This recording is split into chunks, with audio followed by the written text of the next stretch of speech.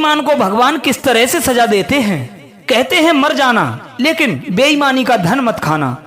भगवान सबको देखता है। जो लोग बेईमानी का धन खाते हैं वे दूसरे के पापों को अपने सिर पर चढ़ा लेते हैं। दर्शक बंधुओं, स्वागत है पुनः एक बार आप सभी का हमारे चैनल नवजीवन ज्ञान गंगा में। जो भाई हमारे चैनल पर नए मेहमान दर्शक बनकर के आए हैं उनसे निवेदन है चैनल को सब्सक्राइब अवश्य कर लें, क्योंकि आपका एक सब्सक्राइब हमारे लिए वरदान के समान है। मित्रों, ये कहानी है एक अंधी स्त्री और बेईमान सेठ की। किसी मंदिर के बाहर बैठकर एक बूढ़ी अंधी स्त्री भीख मांगा करती थी। उसका कोई सहारा नहीं था। ऊपर से भगवान ने उसे आंखों से अंधा बना दिया था। वो एक झोपड़ी में रहती थी। पेट की क्षुधा को शांत करने के लिए वो अक्सर मंदिर के बाहर बैठ जाया करती थी।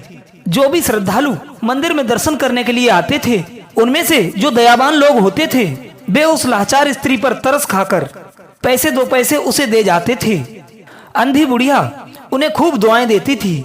सुबह से शाम तक उसके पास जितने पैसे इकट्ठे हो जाते थे वो उन्हें लेकर अपनी झोपड़ी पर चली आती थी।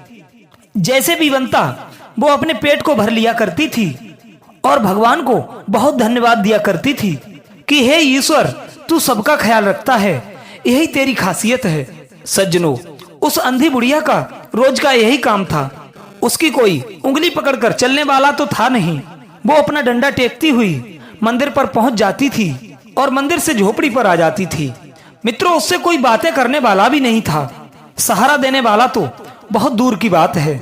मित्रों, कहते हैं भगवान को सबकी चिंता रहती है। जब भगवान ने मुंह बनाया है तो उसका निवाला भी कहीं ना कहीं अवश्य बनाया होगा। भगवान भूखा जगाता तो है, लेकिन भूखा सुलाता नहीं। धीरे धीरे वक्त गुजरता चला गया। अंधी बुढ़िया भी अकेले रहकर अपने जीवन को व्यतीत करती जा रही थी। लेकिन एक दिन कुछ ऐसा हुआ कि उसके जीने की उम्मीद बढ़ गई। भगवान ने उसके पास 2 आंखें भेज दी थीं। दर्शकों, वो एक दिन अपनी झोपड़ी में बैठी हुई थी और एक 8 वर्ष का लड़का खेलता कूदता आता है और उस अंधी बुढ़िया से लिपट जाता है। वो भी नहीं जानती थी कि वो बालक किसका है और ना उसने ये जानने का प्रयास किया। बालक जब उसके पास आ गया तो वो उसको टटोलती हुई उसका मस्तक चूमने लगी और उससे प्यार करने लगी। वो उस बच्चे से इस प्रकार स्नेह करने लगी जैसे वो उसकी सगी माँ हो। अब तो वो लड़का वहीं रहने लगा था। अंधी माँ सुबह सुबह उसको खिला पिलाकर मंदिर पर चली जाती थी। वो लड़का पूरे दिन उस अंधी की झोपड़ी के बाहर खेलता रहता था। शाम को जब वो लौटकर आती थी तो बच्चा उसकी गोद में खेलने लगता। वो उसे उसी भांति गोद में बैठालकर खूब प्यार करती थी, उसे पुचकारती थी, उसका मस्तक चूमती थी और उसके बालों को सहलाती थी। और जो भी कुछ खाने का सामान उसके पास होता था वो बड़े प्यार से उसे खिलाती भी थी। इसी प्रकार बालक को रहते रहते 5 वर्षें बीत गईं। पड़ोस वालों ने उसे हमेशा अकेला खेलते हुए देखा था। एक दिन पड़ोसियों ने उस बालक को अंधी बुढ़िया की गोदी में रोता हुआ बैठा देखा। बुढ़िया उसका बार बार मुख चूमकर उसे चुप कराने का प्रयास करती थी। पड़ोस वालों ने भी ये जानना उचित नहीं समझा कि ये बच्चा किसका है। वो बालक उस अंधी माँ के पास रहकर बहुत खुश रहता था और वो अंधी माँ भी उस बालक से काफी उसकी ममता हो गई थी और वो बालक भी उस अंधी को छोड़कर कभी कहीं नहीं गया। वो उस अंधी बुढ़िया को ही अपनी माँ मानता था। अंधी हमेशा उसके सुख दुख की चिंता रखती थी। कोई खाने की अच्छी वस्तु मिल जाती थी तो वो अपने बच्चे के लिए संभाल कर रख लेती थी और शाम को अपनी झोपड़ी पर आकर उसे बड़े प्यार से खिलाती थी। सज्जनों, उसने अपनी झोपड़ी में एक हाड़ी गाड़ रखी थी। भीख में से मिले पैसों में से जो पैसे बच जाते थे वो उन्हें उस हांडी में संभाल कर रख देती थी और उसे किसी चीज से ठीक तरह से झांप देती थी ताकि कोई उसकी हांडी को देख ना ले और उसके जाने के बाद उसे चुरा ना ले जाए। धीरे धीरे कई वर्षों में उसकी वो हांडी भर गई। वे सारे पैसे उसने अपने उस बालक के लिए इकट्ठे किए हुए थे। वो अंधी बुढ़िया बालक को बड़े प्यार से गोपाल कहकर के बुलाती थी। वो बुढ़िया अपने बेटा गोपाल को रोजाना छाती से लगाकर सोया करती थी। एक दिन उस अंधी ने नगर के बहुत प्रसिद्ध सेठ का नाम सुना कि सेठ गंगाधर बड़े ही धर्मात्मा व्यक्ति हैं। आए दिन उनके द्वार पर कर्ज लेने वालों की और धरोहर रखने वालों की भीड़ लगी रहती है। बच्चा बच्चा सेठ गंगाधर से बड़ा परिचित था। अंधी बुढ़िया ने भी सोचा कि किसी दिन कोई मेरे पैसों को चुरा ना ले जाए, इसलिए ये पैसे सेठ के यहाँ धरोहर के रूप में रख देते हैं। जब बेटा बड़ा हो जाएगा और उसके लिए इन पैसों की जरूरत होगी तो मैं सेठ से अपने पैसे ले आऊंगी। सब लोग सेठ के पास धरोहर रखने जाते थे तो उस अंधी बुढ़िया ने भी हांडी से वो पैसे निकाले और अपनी धोती के एक पल्लू में बांधकर डंडा टेकती हुई सेठ की हवेली पर पहुंच गई। सेठ ने एक अंधी बुढ़िया को अपने पास आया देख उससे पूछा, क्या बात है बुढ़िया, तू मेरे पास किस लिए आई है? अंधी ने वो पैसे सेठ को देकर डरते डरते कहा, सेठ जी, मुझे अंधी के ये पैसे आप अपने पास जमा कर लो। भीख मांग मांग कर मैंने ये कुछ पूंजी इकट्ठी की है अपने बेटे के लिए। मैं कब तक इसकी देखभाल कर पाऊंगी? आंखों से अंधी हूँ। आप इन्हें अपने पास रख लेते तो ये पैसे सुरक्षित हो जाते। उचित समय आने पर मैं ये पैसे आपसे ले जाऊंगी। दर्शक बंधुओं, सेठ ने वो पैसे लेकर अपने मुनीम की ओर सरका दिए और कहा, इस बुढ़िया का नाम पता पूछकर ये पैसे वही खाते में जमा कर लो। मुनीम ने वो पैसे गिन करके बुढ़िया के नाम से अपने यहाँ जमा कर दिए। अंधी माँ अब निश्चिंत हो चुकी थी। अंधी माँ अब निश्चिंत हो चुकी थी कि अब उसके पैसे ईमानदार सेठ गंगाधर के यहाँ जमा हो चुके हैं। वो सेठ को दुआएं देती हुई अपनी झोपड़ी पर चली आई। बेटे के साथ रहते रहते उसे पूरे 7 वर्ष बीत चुके थे। एक दिन अंधी का बेटा बीमार पड़ गया। उसे बहुत तेज बुखार था। अंधी ने अपने बेटे को ठीक करने के लिए झाड़ फूक और कुछ देसी उपचारों की सहायता ली, लेकिन उस बच्चे को कोई आराम नहीं मिला। लड़के की हालत दिन पर दिन बिगड़ती जा रही थी। लड़के की हालत दिन ब दिन बिगड़ती जा रही थी। अपने बेटे की हालत देख देख कर अंधी का भी धैर्य जवाब दे रहा था। वो बहुत दुखी रहने लगी थी। अब तो बस एक ही उम्मीद थी कि बेटे को अब किसी अच्छे डॉक्टर के पास ले जाया जाए, लेकिन इसके लिए उसे पैसों की आवश्यकता थी। तब उसे ध्यान आया कि 2 वर्ष पहले उसने कुछ पैसे सेठ गंगाधर के यहाँ जमा कर दिए थे। अंधी बुढ़िया बीमार बेटे को झोपड़ी में अकेला छोड़कर गिरती पड़ती जैसे तैसे सेठ के यहाँ पहुंची। सेठ अंधी को देखकर पहचान तो गया था। बुढ़िया ने कहा, सेठ जी, मेरा बेटा बहुत बीमार है, मुझे उसे डॉक्टर को दिखाना है। आपके पास जो मेरे पैसे जमा हैं, आप उनमें से मुझे कुछ पैसे दे दो तो मैं अपने बच्चे को मरने से बचा लूं। बुढ़िया की इतनी बात सुनने के बाद सेठ ने आंखें बिगाड़ते हुए कहा, ए बुढ़िया, क्या कहती है? पैसे जमा हैं? कैसे पैसे? और तूने मेरे पास पैसे कब जमा किए थे? मेरे पास किसी के भी पैसे जमा नहीं हैं। चल चलकर अपना रास्ता नाप। दर्शक बंधुओं, ये सुनकर बुढ़िया का हृदय बैठ गया कि ये सेठ उसके पैसों की बेईमानी कर रहा है। बुढ़िया ने रोते गिड़गिड़ाते हुए कहा, हे सेठ जी, ये हंसी दिल्लगी करने का समय नहीं है।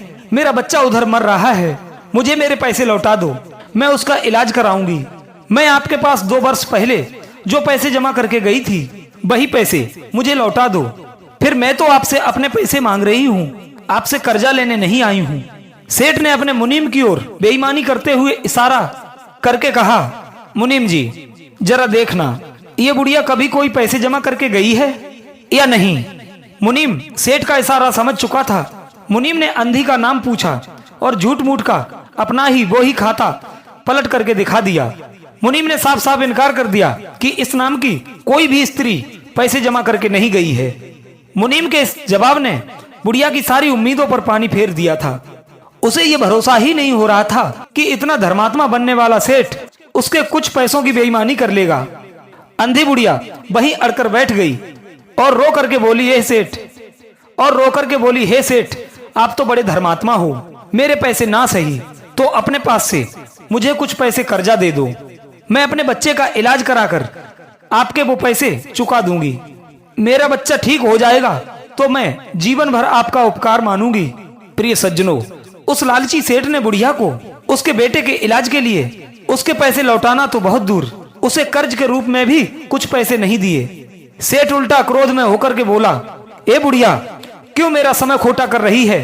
यहाँ से जाती है या फिर नौकर को बुलाकर यहाँ से धक्के मारकर निकलवाऊं? अंधी अपनी लाठी टेक कर उठकर खड़ी हो गई और सेठ से कहने लगी, हे सेठ, तुझे ईश्वर बहुत दे। और इतना कहकर वो रोती हुई अपनी झोपड़ी की ओर चल दी। मित्रों, सेठ के लिए अंधी का वो आशीष नहीं था, बल्कि एक माँ के हृदय से निकलने वाली सेठ के लिए बद्दुआ थी। भगवान ऐसे लोगों को कभी क्षमा नहीं करता है, बल्कि उन्हें एक दिन खून के आंसू रुलाता है। अंधी अपने बीमार बेटे गोपाल के पास लौट आई।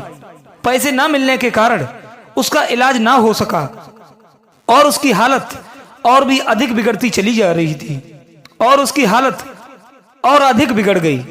बुढ़िया को ऐसा लग रहा था जैसे उसके शरीर से उसके प्राण छोड़कर जाने वाले हैं। अंधी की निराशा बढ़ती जा रही थी और उसे सेठ पर बड़ा गुस्सा आ रहा था, लेकिन कोसने के अलावा वो बेचारी कर भी क्या सकती थी। सोच रही थी कि इतना धनी आदमी था, 10-5 रुपए दे देता तो उसका क्या बिगड़ जाता, और मैं अपने बेटे को उस डॉक्टर को दिखा लेती। उसकी नजर में तो इंसान की जान तो इतनी सस्ती है कि मेरे पैसे लौटाना तो दूर, 10-20 रुपए भी मुझे नहीं दे सका। मेरे बेटे की जगह यदि उसका बेटा होता तो करोड़ों रुपए में आग लगा देता। नाम का धर्मात्मा बना फिरता है, भिखारियों की भीख तक हजम कर गया, पापी कहीं का। कुछ देर बैठी बैठी वो सोचती रही। फिर उसे समझ में आया कि अगर मैं अपने बेटे को वहां ले जाऊं तो हो सकता है मेरे बेटे की हालत देखने के बाद उसे कुछ रहम आ जाए और वो मुझे कुछ पैसे दे दे। यही सोचकर वो अंधी दुखियारी माँ अपने गोपाल को लेकर गिरती हुई, ठोकरें खाती हुई उसी सेठ की हवेली पर पहुंच गई और उसके द्वार पर बैठकर रोने लगी। बच्चे को गोद में लेकर वो रोए जा रही थी। बच्चा बुखार से बुरी तरह से भभक रहा था और अंधी माँ का कलेजा फटा जा रहा था। सेठ का एक नौकर किसी काम से बाहर आया था। बुढ़िया को रोता देखकर उसने ये खबर हवेली के अंदर उस सेठ को पहुंचाई। सेठ ने नौकर से कहा कि वो बुढ़िया पागल है, उसे यहाँ से डांट फटकार कर भगा दो। नौकर तो सेठ के हुक्म का गुलाम था। उसने उस अंधी को वहां से चले जाने के लिए कहा, लेकिन अंधी माँ ने उसकी कोई भी बात नहीं सुनी। नौकर ने उसे खूब धमकाया, लेकिन वो फिर भी वहां से नहीं हिली। नौकर थक हार कर सेठ के पास वापस लौट कर चला आया और कहने लगा, हुजूर, वो बुढ़िया यहाँ से जाने का नाम नहीं ले रही है। वो तो पत्थर की तरह अड़कर बैठ गई है, आप ही जाकर के देखो। नौकर की बात सुनकर सेठ गुस्से से भर गया और गुस्से में द्वार पर पहुंचा। देखा कि बुढ़िया की गोद में एक 15 साल का लड़का बेहोशी की हालत में लेटा है। बुखार से उसका शरीर तप रहा था। लड़के को देखकर सेठ के पैरों के नीचे जमीन खिसक गई। सेठ एकदम से आश्चर्य से भर गया। बुढ़िया के बेटे की शकल उसके ही बेटे से मिल रही थी, जो 7 वर्ष पहले एक मेले में खो गया था। सेठ ने अपने बेटे को बहुत खोजा था, पर उसका कहीं पता नहीं चला। उसे याद आया कि उसके बेटे के पीठ पर एक जले हुए का निशान था। उसने तुरंत बालक की शर्ट हटाई तो पीठ पर जले हुए का एक बड़ा सा निशान दिखाई दिया। यह देखकर सेठ को यकीन हो गया कि वो लड़का उन्हीं का है। सेठ के चेहरे पर पसीना छा गया, उसकी जुबान लड़खड़ाने लगी। वो गिगियाता हुआ घर में अपनी पत्नी के लिए आवाज लगाने लगा, कमला, कमला देखो, अपना बेटा मिल गया। सेठ का मुंह उस समय देखने लायक था। उसने उस अंधी की गोद से बालक को उठाकर सीने से लगा लिया। उसकी पत्नी घर के अंदर से दौड़ती हुई आई और बेटे को देखकर डकराती हुई उससे लिपट गई। बच्चे का शरीर बुखार से तप रहा था। सेठ चीखता हुआ नौकर से बोला, अरे नेक, जल्दी जाओ और किसी डॉक्टर को बुला करके लाओ। सेठ बालक को लेकर घर के अंदर को चल दिया। अंधी बूढ़ी माँ लाठी टेक करके खड़ी हो गई और चिल्लाने लगी, ओरे पापी सेठ, तूने मेरे रुपए तो ले ही लिए, अब मेरे बच्चे को भी छीन कर ले जा रहा है। सेठ कहने लगा, नहीं नहीं, ये मेरा ही बच्चा है जो 7 वर्ष पहले मेले से गुम हो गया था। अब मेरा बच्चा मुझे मिल गया है। मैं अपनी सारी संपत्ति बेचकर इसके इलाज में लगा दूंगा, लेकिन बच्चे को सही कराऊंगा। मैं अपनी सारी संपत्ति बेचकर इस बच्चे के इलाज में लगा दूंगा, लेकिन इस बच्चे को सही करा के मानूंगा। अंधी बुढ़िया रोते रोते जोर से हंस पड़ी और कहने लगी, अरे पापी सेठ, तेरा बच्चा निकल आया तो तू सारी संपत्ति बेचकर लगाने के लिए तैयार है। अगर मेरा बच्चा था तो तू इसे मर जाने दे रहा था। तूने इसे मारने में कोई कोर कसर तो नहीं छोड़ी। मुझसे पूछ, मैंने इसे इतने वर्षों से कैसे पाला है और आज तू उसे मुझसे छीन करके लिए जा रहा है।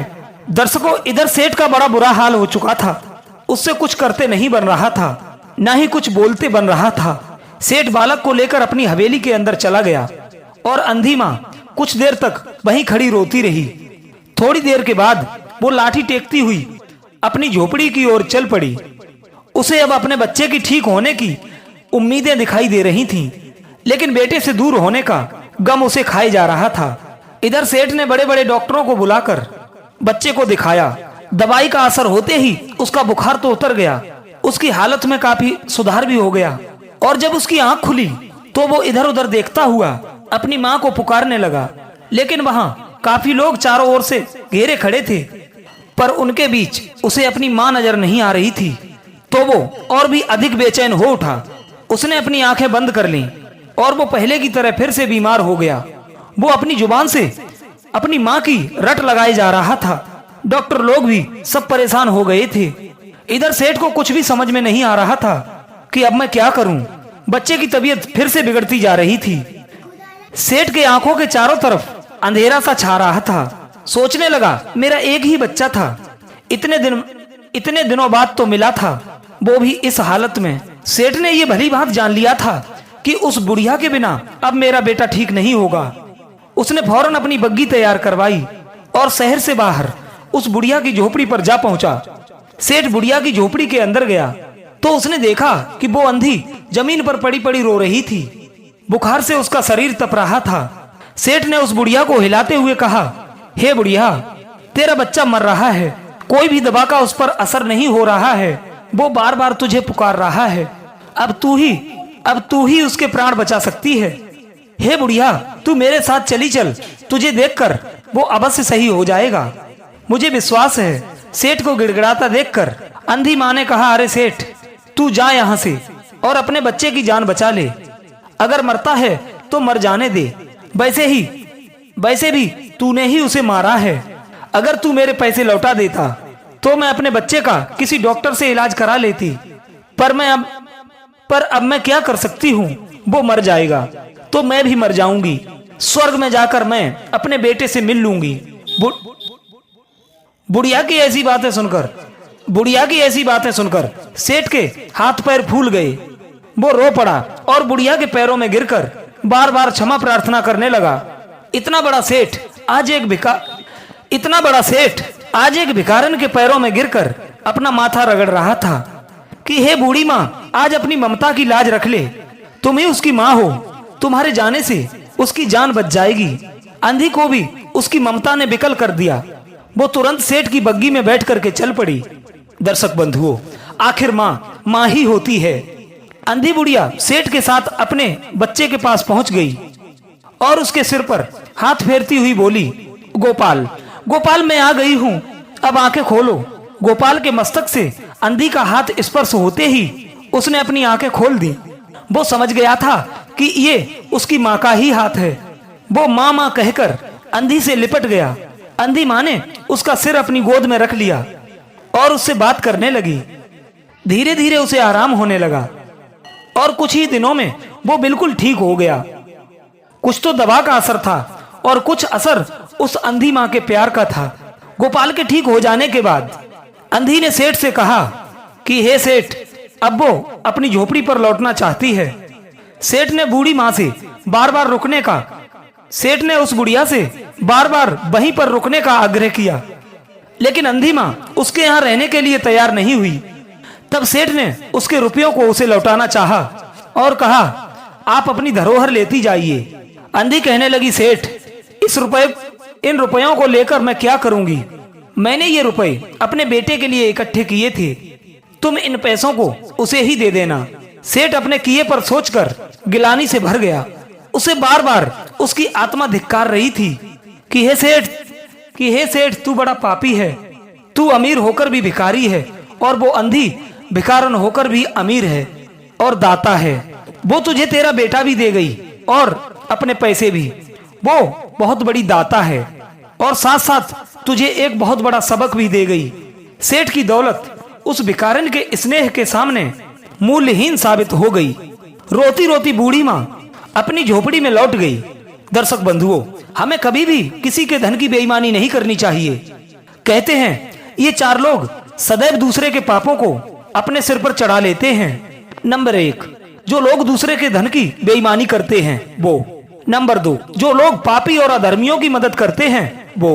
नंबर 3, जो पाप की कमाई खाता है और पापी के घर का अन्न खाता है वो।